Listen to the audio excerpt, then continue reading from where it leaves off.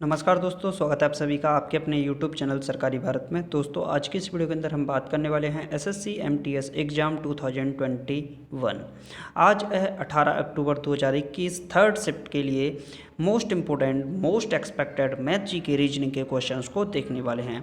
तो दोस्तों आप सभी को बता दें, अगर आप SSC MTS की तैयारी कर रहे हैं, staff selection commission multitasking staff में भर्ती होना चाहते हैं, तो आप लोग सबसे पहले चैनल को सब्सक्राइब कर दीजिएगा। जैसे ही आपका एग्ज़ाम फिनिश होता है उसके 2-3 दिन बाद ही आपके लिए डेस्क्रिप्टिव पेपर की क्लासेस स्टार्ट की जाएंगी, जिसके अंदर आपको सिखाया जाएगा लेटर कैसे लिखते हैं, ऐसे लेटर राइटिंग कैसे लिखते हैं। जो सेलेक्टेड कैंडिडेट हैं उनके द्वारा भी आपको पुराने जो सेलेक्टेड कैंडिडेट हैं उनके द्वारा भी आपको बताया जाएगा कैसे टायर 2 की हमें तैयारी करनी है। तो दोस्तों अगर आप SSC MTS की तैयारी कर रहे हैं तो सबसे पहले आप लोग चैनल को सब्सक्राइब कर दीजिए। तो दोस्तों स्टार्ट करते हैं आज की क्लास को और देखते हैं क्वेश्चंस को। अगर आप का कोई क्वेश्चन है तो कमेंट बॉक्स में ज़रूर लिखिएगा। आज का पहला सवाल है, टोक्यो ओलंपिक में भाला फेंक में सुमित अंतिल ने कौन सा पदक जीता है। देखिए, टोक्यो ओलंपिक की बात करें तो ये कहाँ पर हुए थे, जापान के अंदर हुए थे, जिसमें भारत की तरफ से बहुत सारे मेडल्स जीते गए। लगभग 7 मेडल इसमें जीते गए थे पैरा ओलंपिक को छोड़ के। जिसमें स्वर्ण पदक की बात करें तो जो नीरज चोपड़ा हैं इनको भाला फेंक के अंदर स्वर्ण पदक मिला था, और भाला फेंक के अंदर ही सुमित अंतिल को भी स्वर्ण पदक मिला था जो कि पैरा ओलंपिक थे। चलिए, तो इसमें मीराबाई चानू को कौन सा पदक मिला था। आप लोगों की तैयारी चेक करते हैं कि कितने मतलब आपकी तैयारी कैसी है, ऐसे बताइएगा। मीराबाई चानू को और MC मैरी कॉम को कौन सा पदक मिला था, या मिला भी था या नहीं मिला था, ये कमेंट बॉक्स में आंसर लिखिएगा। चलिए फ्रेंड्स, नेक्स्ट क्वेश्चन देख लेते हैं। नेक्स्ट क्वेश्चन है, केंद्रीय प्रत्यक्ष कर बोर्ड का नया चेयरमैन किसे नियुक्त किया गया है। देख लीजिए कितना सही सवाल है, अच्छा सवाल है। केंद्रीय प्रत्यक्ष कर बोर्ड का नया चेयरमैन किसे नियुक्त किया गया है, तो इसका सही जवाब है दोस्तों JB महापात्रा को। JB महापात्रा को केंद्रीय प्रत्यक्ष कर board central direct tax board का चेयरमैन नियुक्त किया गया है। नेक्स्ट क्वेश्चन देख लेते हैं दोस्तों। नेक्स्ट क्वेश्चन है, ब्लू फ्लेम रेवोल्यूशन किससे संबंधित है। देखिए, ब्लू फ्लेम रेवोल्यूशन की बात करें तो यह तरल पेट्रोलियम से गैस से संबंधित है। किससे संबंधित है, तरल पेट्रोलियम गैस से संबंधित है ब्लू फ्लेम रेवोल्यूशन। क्वेश्चन पूछ सकता है, रजत क्रांति का संबंध किससे है। चलिए आप लोग कमेंट बॉक्स में इसका आंसर लिख दीजिएगा। नेक्स्ट क्वेश्चन है दोस्तों, इंडिया पोस्ट पेमेंट्स बैंक किससे संबंधित है। इंडिया पोस्ट पेमेंट्स बैंक किससे संबंधित है, तो इसका सही जवाब है दोस्तों डाकघर से। किससे, पोस्ट ऑफिस से संबंधित है India post payments bank.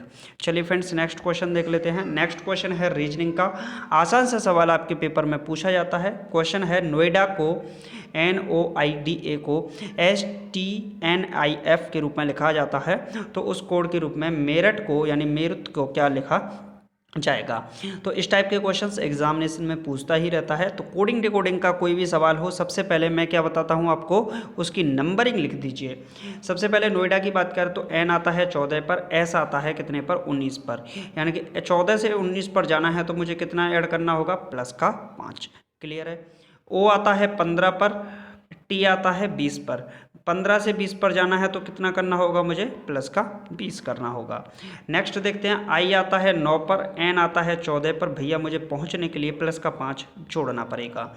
D आता है 4 पर, I आता है 9 पर, मुझे पहुंचने के लिए कितना जोड़ना पड़ेगा भाई, 5 जोड़ना पड़ेगा।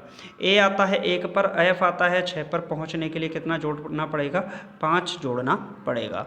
तो यानी कि सारे के सारे एलिमेंट में सारे के सारे जो वर्ड्स हैं उनके अंदर 5 जोड़ा जा रहा है। तो मेरठ की बात करें तो मेरठ में M आता है 13 पर, E आता है 5 पर, E आता है 5 पर, R आता है 18 पर, और U आता है 21 पर, और T आता है 20 पर। तो अब हम डायरेक्टली लिख सकते हैं, M आता है 13 पर, 13 और 5 कितने हो गए भाई, 18। 18 पर क्या आएगा, 18 पर आएगा अपना R। क्या आएगा, R। क्लियर है। E आता है 5 पर, 5 और 5 कितने हो गए, 10। 10 पर आता है अपना J। E आता है 5 पर, 5 और 5 कितने हो गए, 10। 10 पर आता है J। R आता है 18 पर, 18 और 5 हो गए 23। 23 पर क्या आता है, W आता है। क्या आता है, W। बात करते हैं यू आता है 21 पर, 21 और 5 26, 26 पर आता है जेड, और टी आता है 20 पर, 20 और 5 हो गए 25, 25 पर आता है अपना बाई। तो R J J W Z by, क्या हो गया answer? R J J W Z by, ये आपका सही जवाब होगा। चलिए फ्रेंड्स नेक्स्ट क्वेश्चन देख लेते हैं दोस्तों। नेक्स्ट क्वेश्चन है, एक आदमी को अपने खाने के बिल पर 30% और फिर 20% की छूट मिलती है, उसे कितनी छूट मिलती है? देखिए मान लीजिए कि एक आदमी के खाने का बिल है 100, कितना है 100 रुपया, क्लियर है। अब 100 रुपया पर उसे कितने की छूट मिल गई भैया? 30% की छूट मिल गई। तो 30% घटा देंगे तो कितना बचेगा? 70 रुपया बचेगा। कितना बचेगा भाई? 70 रुपया बचेगा। अब जो 70 रुपया है इस पर भी उसे 20% की छूट मिल गई, यानी कि 20/100, 1/5 ही तो होगा। तो यानी कि 1/5 यानी कि 5 से काटेंगे तो 14 रुपया की फिर छूट मिल गई। वस्तु 100 रुपये की थी, 100 पैसे उसे 70 की हो गई, 30 रुपये की छूट मिली, फिर 14 रुपये की छूट मिली, यानी कि वस्तु अब कितने की रह गई? 70 - 14 यानी कि 56 रुपये की रह गई। कितने की रह गई? 56 रुपये की। बात करें पहले वस्तु 100% की थी, अब वो 56% की रह गई। इसका मतलब उस पर कितना कट गया भाई? 44% कट गया। क्लियर है? तो 100% पे मतलब उसे कुल कितनी छूट मिली? तो उसे कुल मिलाकर 44% की छूट मिल गई। तो जो डिस्काउंट होगा वो कितना हो जाएगा? 44% आपका डिस्काउंट होगा। क्लियर है फ्रेंड्स? चलिए तो नेक्स्ट क्वेश्चन देख लेते हैं।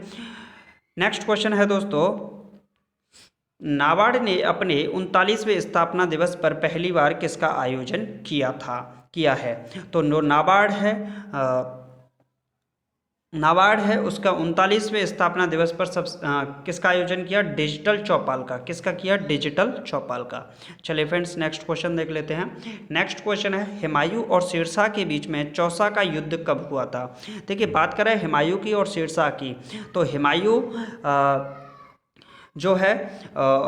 जो है इसको 1539 में चौसा के युद्ध में शेरशाह सूरी ने हरा दिया था, और यहाँ से सूरवंश की स्थापना हो गई थी। किसकी? सूरवंश की स्थापना हुई। लगभग 16 से 17 साल बाद 1556 ईस्वी में फिर से इनके बीच में युद्ध होता है, हुमायूं और शेरशाह के बीच में, जिसमें शेरशाह को हराकर फिर से मौर्य काल का शुभारंभ कर दिया जाता है, यानी कि मौर्य काल आ जाता है। बात करें 1526 से बाबर का शासनकाल शुरू होता है भारत के अंदर, यानी कि मुगलों की शुरुआत हो जाती है। उसके 4-5 साल बाद ही आपके हुमायूं आते हैं। बीच में शेरशाह सूरी सूरवंश चलता है, उसके बाद फिर मौर्य शासन चलता है। और कहाँ तक चलता है? 1857 की क्रांति तक, जिसका अंतिम शासक कौन हुआ था? बहादुर शाह जफर हुआ था सेकंड, जो कि अंतिम मौर्य शासक कहलाता है। और पहला मौर्य शासक कौन था? बाबर था। चलिए फ्रेंड्स नेक्स्ट क्वेश्चन देख लेते हैं। नेक्स्ट क्वेश्चन है, किस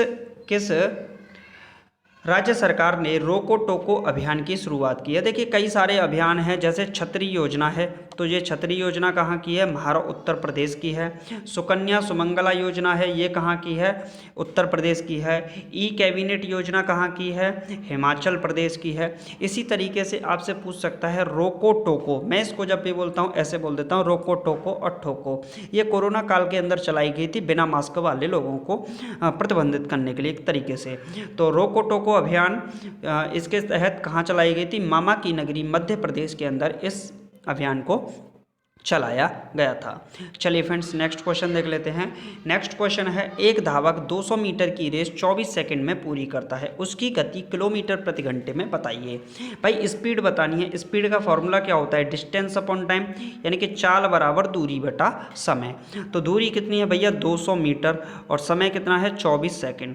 अब एक बात बताइए, दूरी को हमें किलोमीटर में बदलना है, यानी कि 1000 का भाग लगाना पड़ेगा, और सेकेंड को घंटे में, तो मिनट में चेंज करने के लिए 60 का ऊपर गुणा, फिर 60 का गुणा मिनट से घंटे में बदलने के लिए। अब यहाँ से क्लियर हो गया, 00 से 00 को कैंसिल आउट कर देंगे, क्लियर है।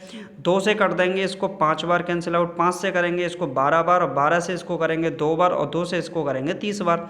यानी कि जो स्पीड आपकी निकल कर आई, क्या निकल कर आई? चाल निकल कर आई। तो भैया चाल कितनी आ गई आपकी?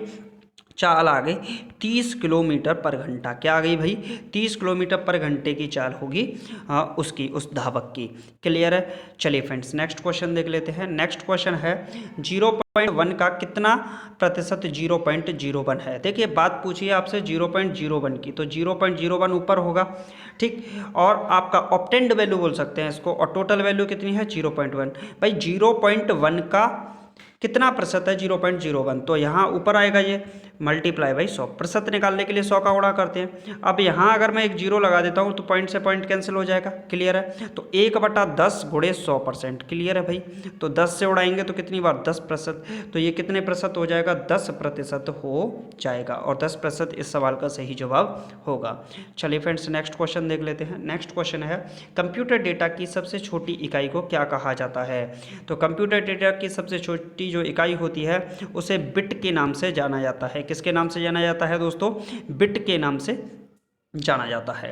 नेक्स्ट क्वेश्चन है जम्मू कश्मीर की राजधानी श्रीनगर कौन सी नदी के किनारे स्थित है। तो बहुत अच्छा सवाल पूछा गया है जम्मू कश्मीर के बारे में, और जम्मू कश्मीर की जो राजधानी है श्रीनगर, ये झेलम नदी के किनारे पर स्थित है। किसके नदी के किनारे पर? झेलम नदी के किनारे पर स्थित है। चलिए फ्रेंड्स नेक्स्ट क्वेश्चन देख लेते हैं। नेक्स्ट क्वेश्चन है हुमायूंनामा की रचना किसने की थी। किसकी रचना? हुमायूंनामा की रचना किसने की थी? तो गुलबदन बेगम ने की थी। आपके लिए एक सवाल छोड़ते हैं, अकबरनामा की रचना किसने की थी। देखते हैं कौन कौन इसका सही जवाब दे पाता है। क्लियर है फ्रेंड्स? नेक्स्ट क्वेश्चन है एक टेबल की कीमत 750 रुपये है, 4% का नुकसान पर बेचा गया था, टेबल का विक्रय मूल्य ज्ञात कीजिए।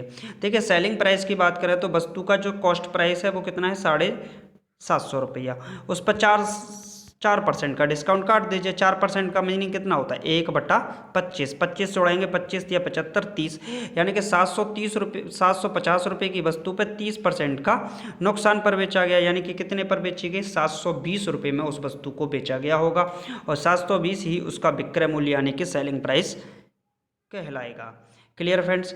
नेक्स्ट क्वेश्चन है कंप्यूटर के क्षेत्र में महान क्रांति कब आई। तो कंप्यूटर के क्षेत्र में जो महान क्रांति है ये 1960 के शासनकाल 1960 में आई थी। तो दोस्तों आज की वीडियो में सिर्फ इतना ही। अगर आप भी एसएससी एमटीएस की तैयारी कर रहे हैं, एसएससी एमटीएस में सिलेक्शन लेना चाहते हैं, अभी तक आपने हमारे चैनल को सब्सक्राइब नहीं किया है यार, तो चैनल को सब्सक्राइब करना बिल्कुल ना भूलें। चलिए फ्रेंड्स मिलते हैं नेक्स्ट वीडियो में। Thank you for watching this video.